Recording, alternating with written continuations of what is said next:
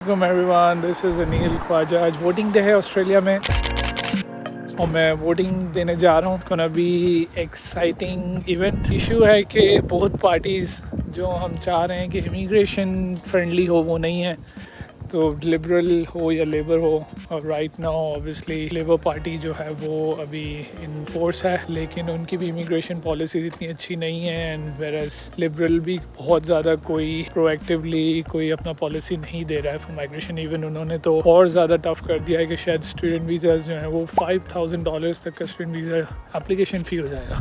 That would be too much. So seems like they don't want students.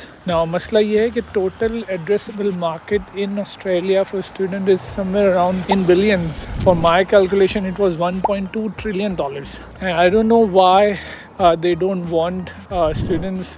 एक इतना huge market है और उसको वो नहीं चाहते कवर करना, तो ये बहुत अलार्मिंग सिचुएशन है for everyone. But this is how it is, we have to live with what it is. I believe के न्यू गवर्नमेंट जो भी आती है वो इस चीज़ को देखेगी और मेक श्योर करेगी कि at least we get best out of it. Immigration उतना इम्पॉर्टेंट है जितना बाकी industries. Schools, colleges, universities, roads कुछ ब्लॉक नहीं हुए, सब चिल है। किसी को पता भी नहीं है कि क्या कैंपेन्स हो रही हैं। They are only doing a digital campaign. Obviously TV channels पे they have posted a lot of ads, but eventually देखें this is how it works. जब आप फर्स्ट वर्ल्ड कंट्री में होते हैं तो फिर ये चीज़ें आपको ये पर्क्स मिलते हैं। प्रोसीजर बता देता हूँ। इलेक्शंस यहाँ पे इस तरह से होते हैं कि आपको 2 फॉर्म्स दिए जाते हैं। वन जो होता है वो पार्टी फॉर्म होता है और एक होता है जिसमें आप अपने कैंडिडेट्स को नंबर करते हैं। पार्टी फॉर्म जो होता है वो एक बड़ा सा वाइट कलर का एलोंगेटेड पेज होता है जिसमें आप 1 to 6 नंबर आपको टॉप पे देना है, या आप नीचे जो है वो नंबर दे सकते हैं to the candidates.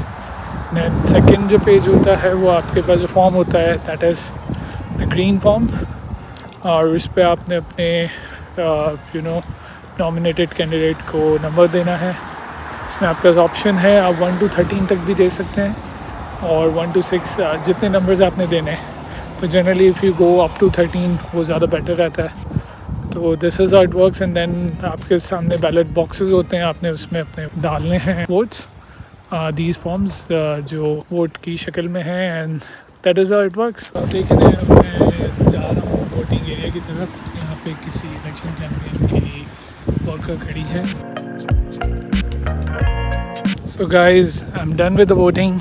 I hope के जिसको मैंने वोट दिया है वो विन करे। आई बिलीव के stronger party can make things Australia much stronger.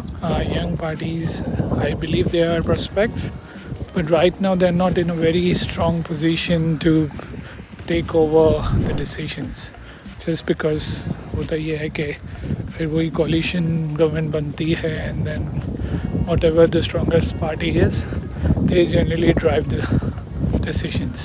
So it's better कि strong party को दिया जाए जिसने फिर still better किया है। And I hope अब let's see how the election results comes out, and फिर इसके बाद हम इस पे एक और इंशाल्लाह एक शॉर्ट वीडियो करेंगे कि अब जो भी गवर्नमेंट आ रही है what are their policies are और किस तरह से उसे लेके चलना है आगे towards the Australian immigration। तो इंशाल्लाह फिर आप लोगों से मुलाकात होती है। अल्लाह हाफ़िज़।